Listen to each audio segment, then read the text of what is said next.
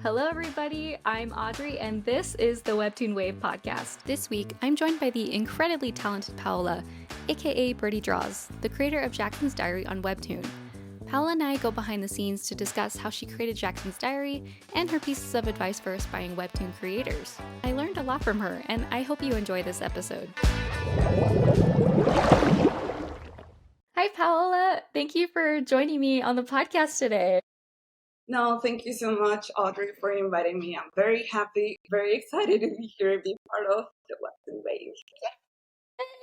I'm so excited too. I know I had put up somewhere of people that give me suggestions on guests to bring onto the podcast, and a few of them were like, creator of Jackson's Diary, and I was like, lucky me, I've already started reading Jackson's Diary. It's like it works perfectly. Yeah, I'm just so excited to talk to you today and just learn how you created Jackson's Diary. I'm just so excited to talk about it. I don't know where to start. 4 years already. It's been such a journey. Yeah. Well, for our listeners who don't know you or haven't read Jackson's Diary, just give us an introduction to you and how you got into making webcomics. Yes, of course. Well, hi everybody. My name is Paola, also known as Birdie or Burdiedraws on social media. I'm a Mexican illustrator, comic creator, and I'm also an art teacher in practice for kids and teenagers.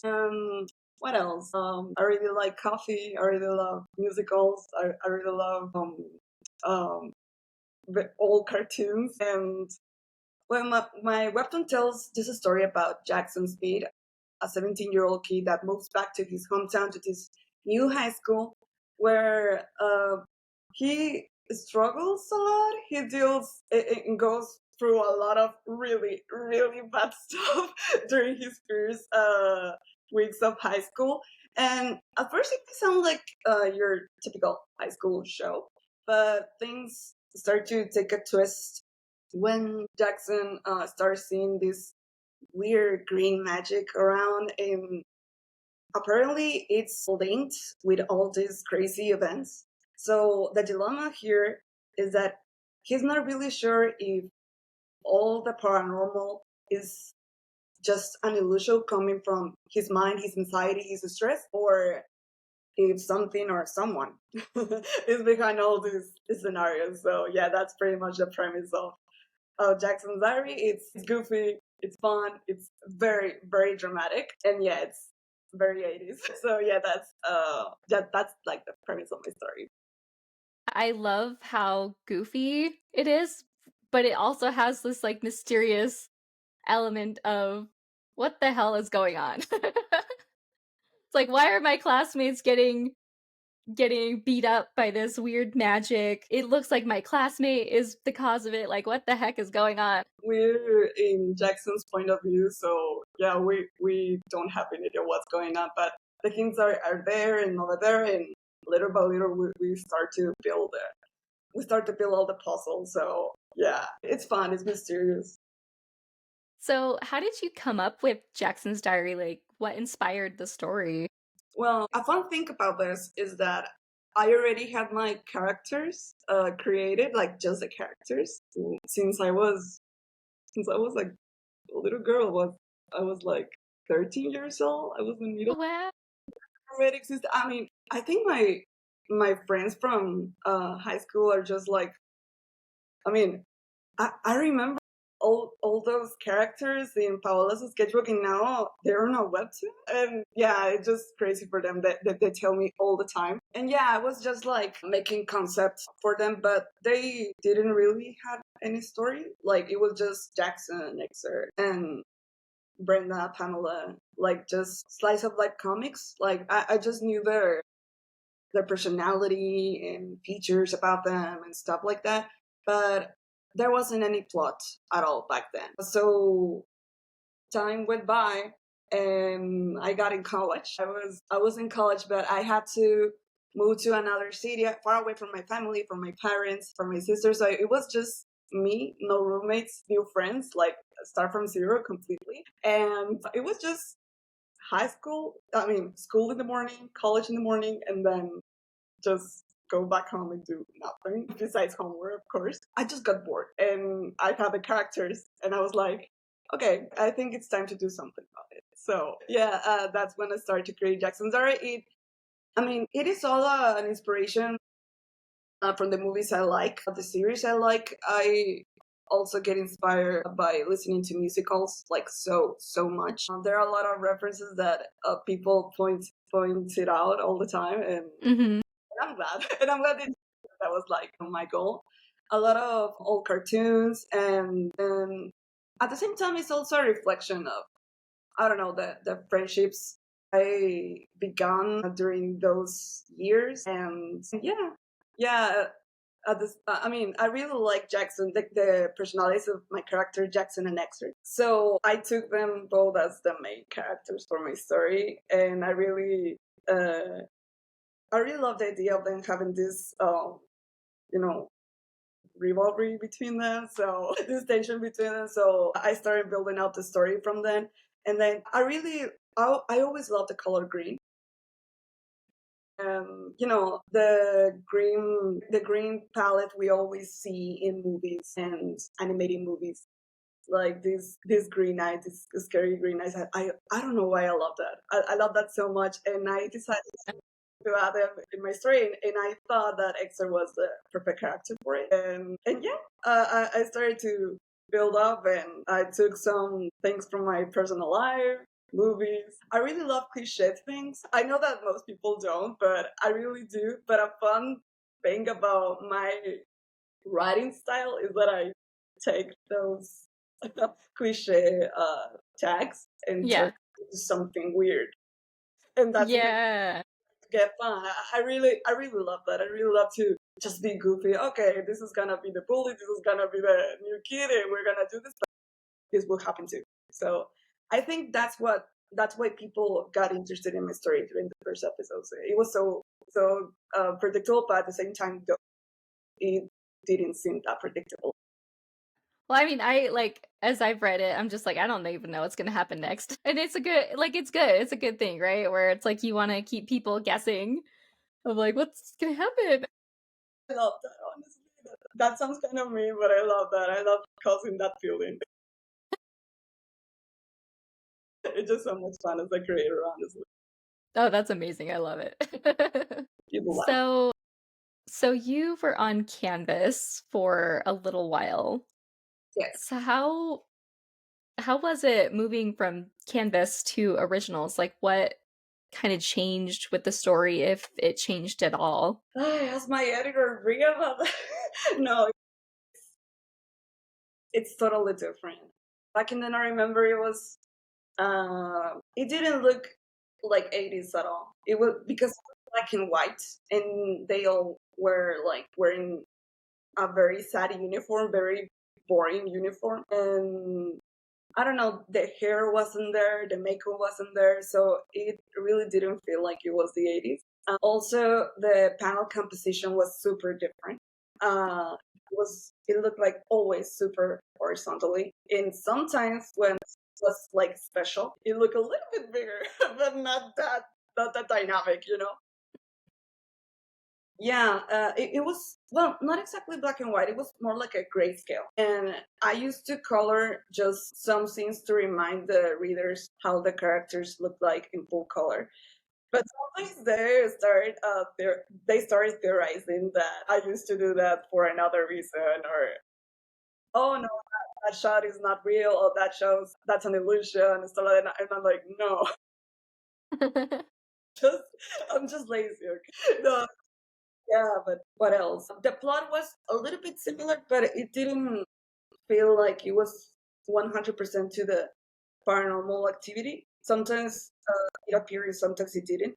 The rivalry between Exer and Jackson was there, but it was a little bit different. And I don't know. When I got a chance to make a reboot, I received a lot of feedback, and I got inspired to start from zero. And now with that experience from Canvas, I decided to make it full color and everything. My editor Brie Baswell helped me a lot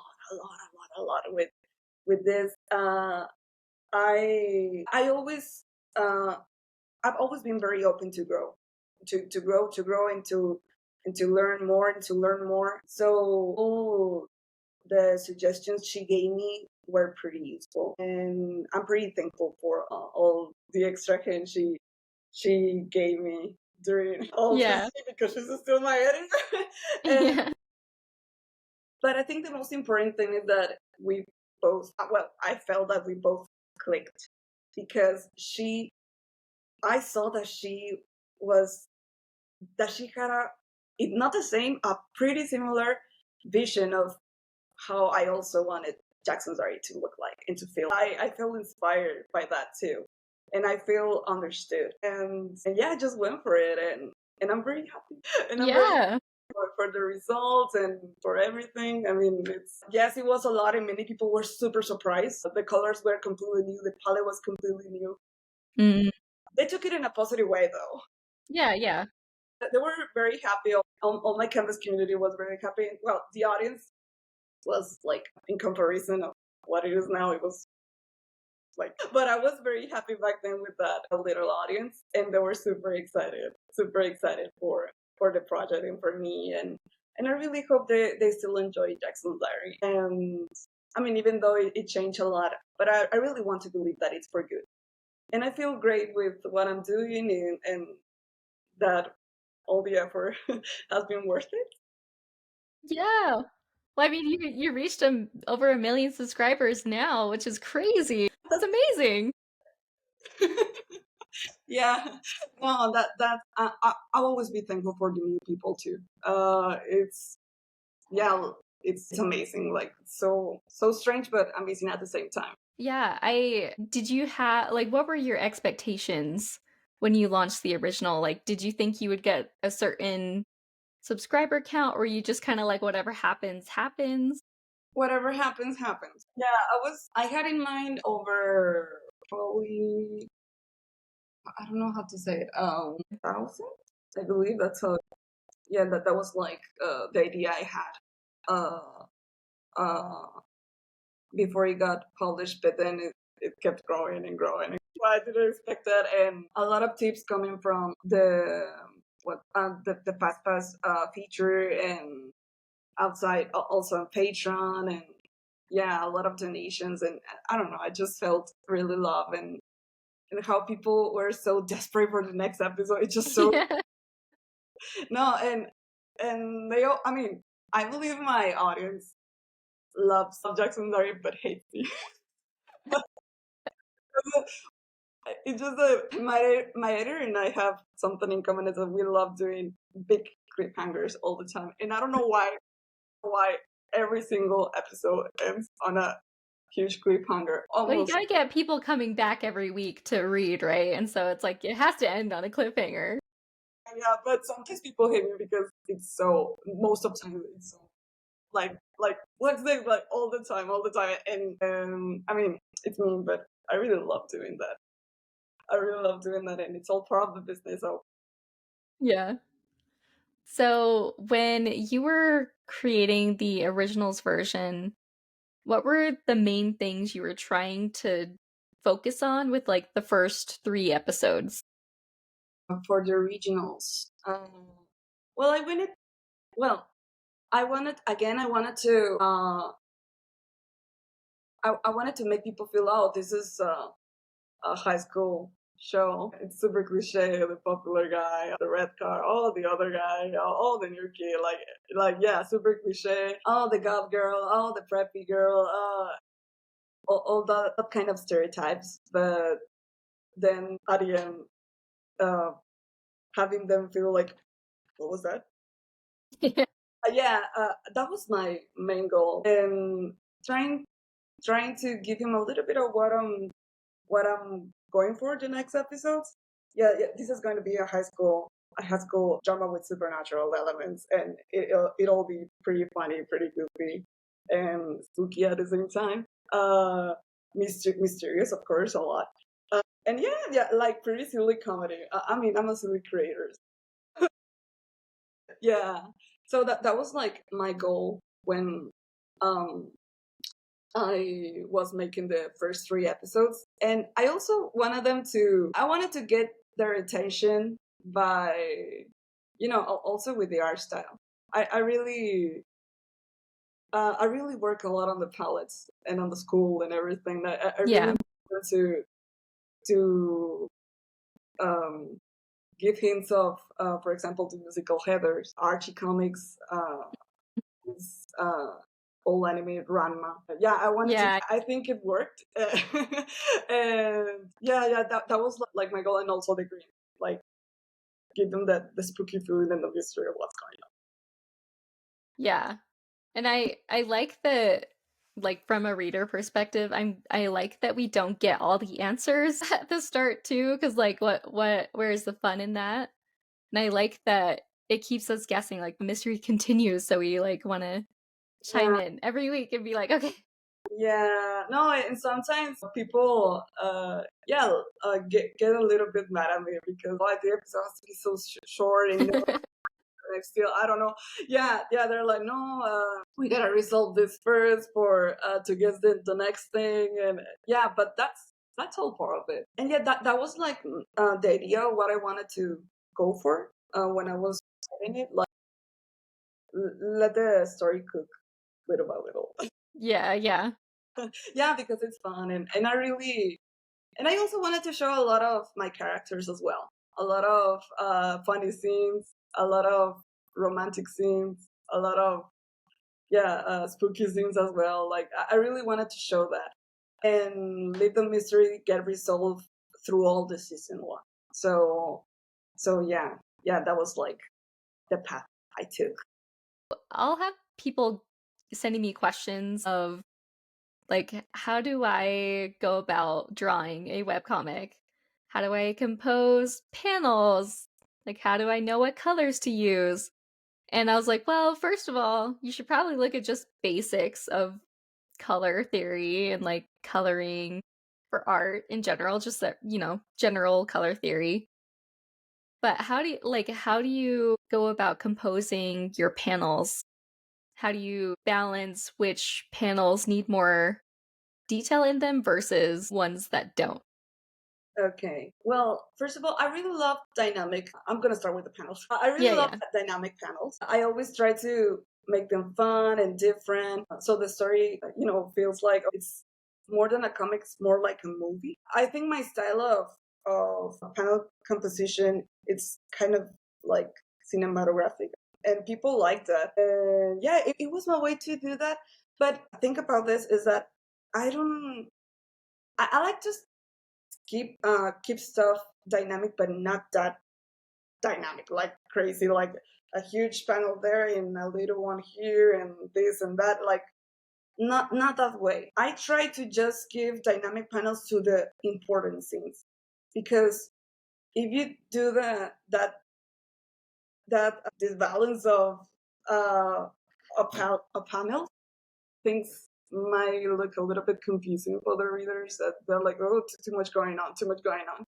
Uh, I mean, I'm not saying that you should stay with just squares, like just squares all the time. Yeah. But maybe a little bit similar, but I don't know, making a different figure there, a long rectangle here, and then like pretty simple, dynamic but simple, like Hmm.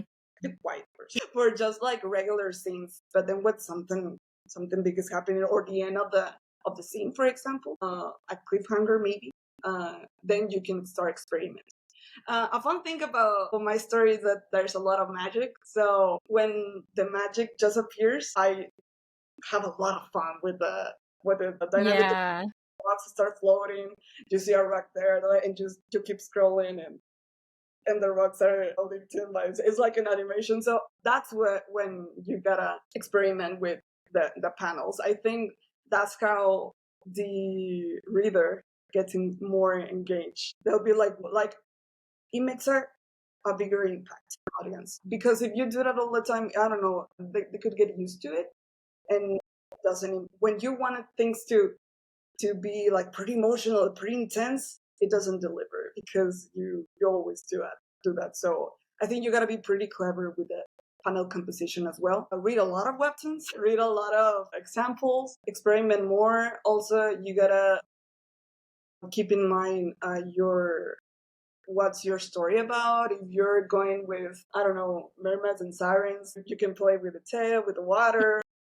Like science fiction, you can play with the planets. If you're more like another high school drama, well, stay simple. And then when it's something very revealing or something dramatic, then you can start like having fun with the panels. So that's like um, what I what I used to do with the panels for the art, for the inspiration from the movies, the real world. For example, the 80s. Back then, when I used to color the canvas version, I used pretty intense colors, like David's hair, for example. He's blonde. He looked like yellow, like pretty intense, super saturated. And when I rebooted it, when I turned him into originals, I was like, no, it's the 80s. I mean, it's not like the 80s was kind of a more, what's the word? How do you say it? It's not like the 80s had like pretty darker palette or more opaque. It's more about the movies. When we watch 80s movies or 90s, there's like a little filter, like that, and they make them look a little bit more opaque than Yeah. how they actually look like. So that was an idea my editor and I had. So I went for it, and it matched the 80s way better. And Yeah. yeah, and you also you gotta be patient and really to choose the colors for your characters. I believe you gotta understand their personality. And that's what I went for, and make them look different as well. Have them like just make sure that they all look different.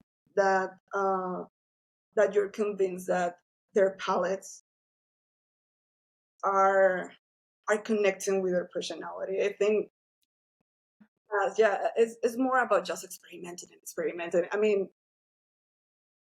I changed my character design and colors like I don't million times, completely different. His color was completely different, also extras. And yeah, a lot of features that my characters now have were not there at first. And yeah, it's more about experimenting and growing as an artist. And yeah, just see things, try to match things you see. For example, in my experience, it was movies, for example.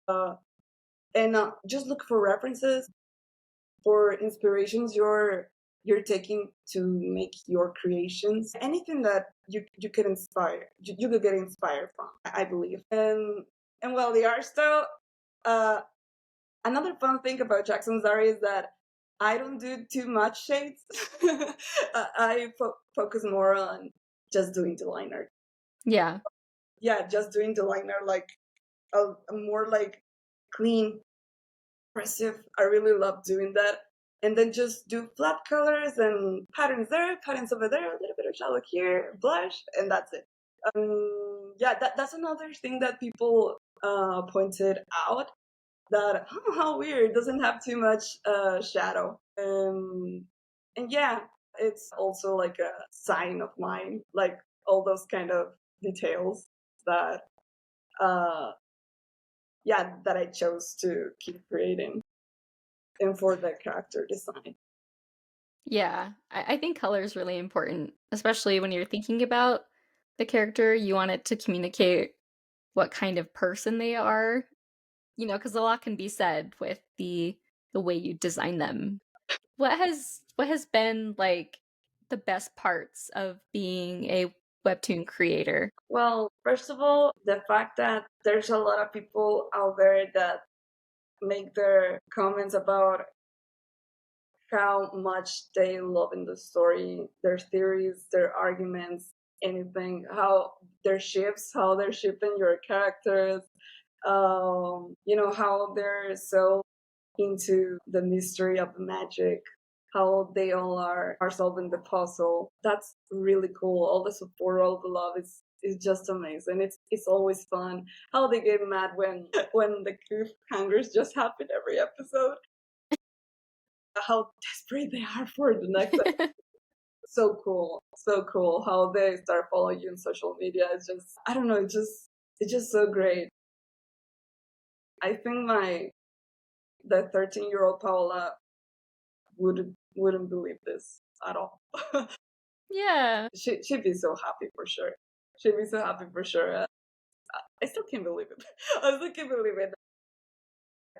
I just remember it, and it just wow, and it just wow. I gotta remind myself that it's all been worth it, and I'm having a voice and a story to tell that people like, and that's really cool in general. That's so exciting. Yeah, Yeah. that's amazing. It's amazing. It's definitely rewarding when you put so much time and effort and thought into something that you're so passionate about, and then people are just also really enjoying it and are really excited and invested into the story. So it's definitely validating. Yes, yes, it's amazing. Honestly, yeah, it's a lot of. It's pretty, yeah, pretty inspiring to hear all the support and the positive comments. It's really great, really great. Yeah, and I could see why people love the story so much. I'm like, I need to catch up. No, that they're I don't know. I think they love the idea of it all being goofy and mysterious at the same time. Yeah, I don't know. I feel understood. I feel heard, and that's a great thing. Um, and yeah, it gives me motivation to keep going and just give the best of me as a creator. Yeah. So, what would be the more challenging aspects of being a webtoon creator? Okay, first of all, the deadlines. I mean, I forgot to mention it on the positive side, but the fact that I'm now living because of doing webtoons, making money because of my webtoon is amazing. Amazing. Like Yeah. Yeah. now, now yeah, like wow, I'm a webtoon creator and I make money from it, and yeah, that's really cool. But it's a lot of pressure at the same time. But for the deadline, sometimes you just don't feel. There are weeks, months that you don't feel like working a lot on your story because life happens, stuff happens. Sometimes you're just not in the mood or not feeling well to do so. So that's when things start to get hard because it's not like now the pressure is there. Without the pressure is it's cool. Like everything's cool. You do it at your own pace. It's always fun. Always like woo, let's go. But when you have time, quick behind it, it's yeah. And also, uh, well, the other side when you don't want to your audience to wait more or to not deliver an episode for them. I mean, that's when things start to get pretty hard. And Yeah. another fact about it, well, as a creator, you gotta accept the fact that not everyone will like your story. And not everyone will like your story. Sometimes they think that it's going to take another path or certain path, and at the end it didn't, and they get mad or they just don't like it, and that's okay. That's okay. You gotta accept that. I mean, it's all part of the business. At the end, it's impossible to, I mean, to make everyone like your creation. It's only normal. But you gotta accept that idea, and that also another thing that happens to me is that the fact that there's people reading it, like, in comparison from when it was in Canvas, that there's like such a bigger audience, uh, Yeah. is that no matter if the comments are positive or negative or neutral or rooting for a character or hating a character, it's just too many opinions, and you get overwhelmed as a creator reading them all. So sometimes Yeah. it's like I'm not reading anything now.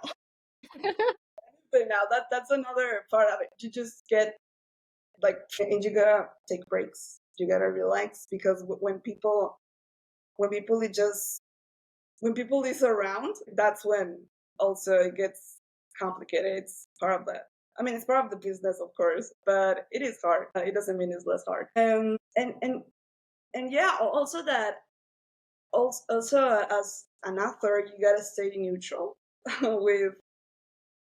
I mean, sometimes you hear these comments of theorizing what could happen, and then these other comments theorizing another thing that could happen, and you just gotta focus on your path, on what you're already building. So that's like another, like, yeah, again, too many opinions, too many opinions. Yeah, yeah. I gotta see me, I gotta see me, I gotta see me, and yeah, that's yeah, that's a really hard feeling too. But But I mean, getting more comment, like the engagement is great for you, right? yeah, I mean, yeah, but I love that no matter no matter how much they're commenting and having arguments and theories and all these ideas from the audience, it's really cool. It's really cool. Like sometimes people, a friend told me, dude, all your comment section is like so interesting. Like their arguments are so valid. They're like they they're having great points Yeah. on the story, and that's really great because you're doing something where people are like getting excited about it and just commenting stuff and yeah, like discuss some stuff, like really important stuff that could happen in real life as well. Like, yeah, and it's amazing because I really love the idea of having complex characters. I really love giving them personality, giving them flaws. I really Yeah. love, yeah, not a black and white thing. Yeah, that was also like one of my goals for the story. The fact that I'm causing this, even people, sometimes the audience takes sides, Yeah. Jackson and stuff like that, and it's just so cool. It's just so cool. Like I'm rooting for both sides. That's really great. That's really great. And um, oh, also I forgot to mention another con is that when my story is super dramatic, super emotional. I mean, it includes a lot of yeah, emotional arcs, a lot of scenes in therapy. Yeah, that's something that's making an impact on others, but also on me as a creator. I mean, it's not easy to write these events because at the end of the day, even though I'm not living what my character is living, at the end of the day, like, I start to feel it too. Or something when something really bad happens to my characters, a very intense arc, I also feel it. I also feel it. And when they're like, when my audience comments, "Oh my god, this is so sad. I'm crying right now. No, I'm full of anger." And like, imagine me, dude. Like, oh yeah, it's not the same planning it. It's not the same uh than when you just write it. It's just, oh my god, that's a hard part because I mean, I'm not a robot. Creators are humans too, and they also can feel empathy for their characters, even though that's what they were planning. But Yeah. yeah, but it's all part of the journey. That's also a hard part, especially when you're an emotional creator like me. I mean, like I said, um, it's all part of the game. It's all part of the journey, the business.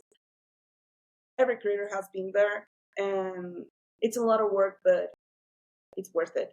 It's worth it. And when you just read it like in sequence, no stopping, that's when um yeah, that's when you feel great. Like, a lot of I took a lot of time doing all these 3 seasons, 2 seasons and a half, but it flows well. I really like it. People are engaged, so I'm doing great. Yeah, That's good.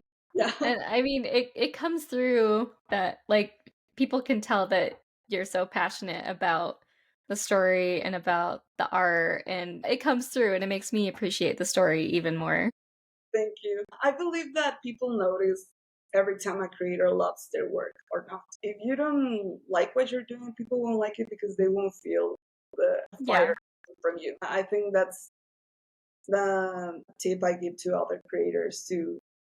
I mean, you also gotta keep things balanced. I mean, of course your audience matters. Of course you gotta keep in mind all the feedback you receive, but you have to keep. I think the most important thing here is that you, as a creator, like what you're doing, because if you don't, people won't like it. You gotta Yeah. balance balance. Consider also your audience, but maybe 15%, but the rest you gotta love what you're doing to make things work. Yeah, because if you don't love what you're making, then you're not gonna wanna keep making it in the long run. And it shows. It It shows. does. It does. Yeah.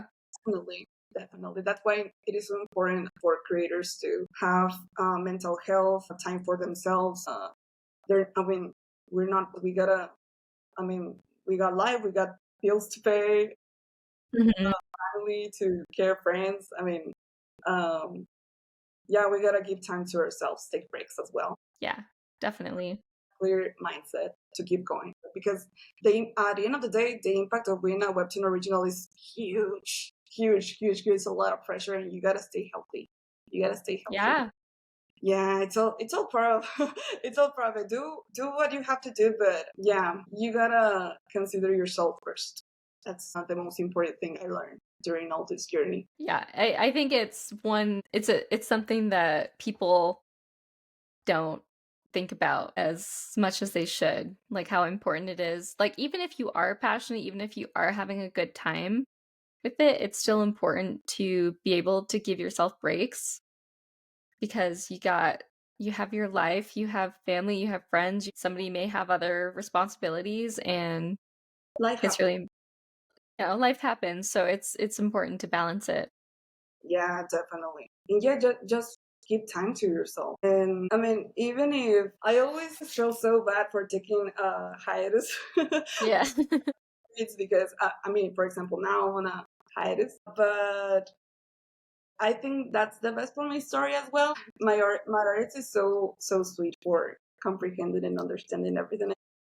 I really love that there people out there um, are aware that creators are human beings and yeah, they deserve time for themselves. Yeah. Appreciate my audience for that as well. Yeah, sometimes you'll have people who aren't very considerate and are just really mean about a creator needing a hiatus too. I mean, I remember one comment I saw when I announced that I was taking a break this last time. I was commenting, "Oh my god, again! No, no way! Another break! How much time you're gonna take? No, I've been like waiting for the next episode every week." They were super mad, and when I was like on my phone like this, I was like, "I'm not sure if I should feel annoyed or flattered because it's just that they're so angry that because they love the story so much." Thank you, thank you. Yeah, I'm like that. But I wasn't sure how to feel. But as a creator, you learn to take things, to not take things personally. Just like I mean, they're enjoying the webtoon. That's why.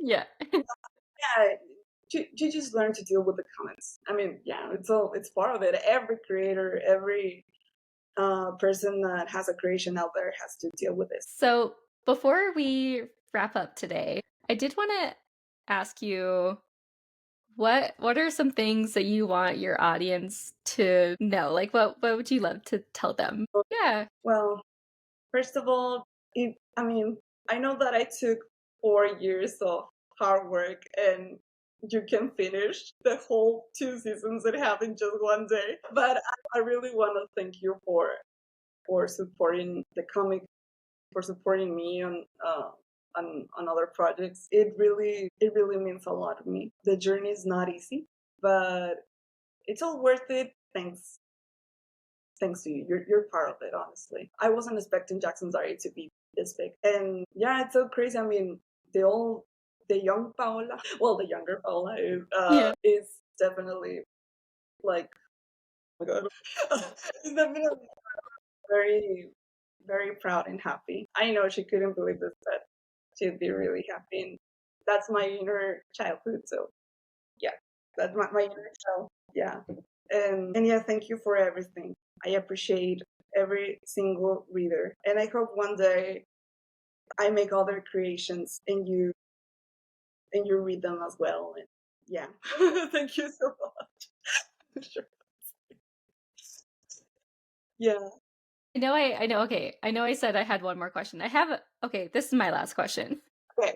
Do you have any plans for a series after Jackson's Diary is over? Okay. Okay. Can you tell us anything about it? Maybe the genre, kinda? I'm still working on the concept of the story, but the characters, I'm already working on the character design. I plan to polish some sneak concepts later on my social, Okay.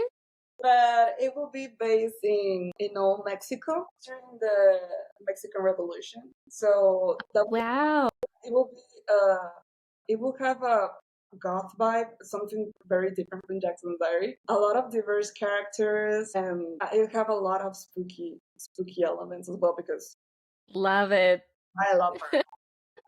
And yeah, it will be goofy as well, but of course in a different way. And yeah, I'm working about a lot of monsters, a lot of demons, and yeah, Nice. Love it. I hope to tell more about it soon. It's just that since I'm still working on the story, it's just like I'm not sure what to tell or what not to tell. Yeah. Yeah. No, you're good. That's so exciting. I can't wait. And I hope you get a green light for it and you get to keep going with comics because you're very talented. Thank you so much, Audrey. Of course. Nice compliment. Thank you. Okay, Paola, thank you so much for joining me on the podcast today. It was such a delight to talk to you. No, thank you, Audrey, once again for inviting me. I had a great time, and thank you for giving this spot and being part of an episode from your podcast. So thank you so much. Yeah, of course. I was really happy that people were like wanting to have me interview you. So, Yay! Now you have it, guys. Thanks. Thanks. yay! So, where can our listeners find you online? Online, you can find me just on Instagram as Burdiedraws, and I also have a Patreon that is also on my Insta bio. So if you wanna check it out, go ahead, and yeah, that's all. Yeah, go follow her on Instagram at Burdiedraws. Go read Jackson's Diary. It is so good. It's like goofy, supernatural, like mystery. It is an amazing story. I need to catch up on it. Like it's on my list. Something of comics to catch up on. Thank you, Audrey. Thank you so much. If you found this podcast informative or entertaining, give us a like, give us a follow. You can find us on YouTube and watch our videos. You can listen to us on Spotify. You can follow us on Instagram at the Webtoon Wave to stay up to date on future creators and extra fun Webtoon content. So stay creative, stay inspired, and we'll see you next time.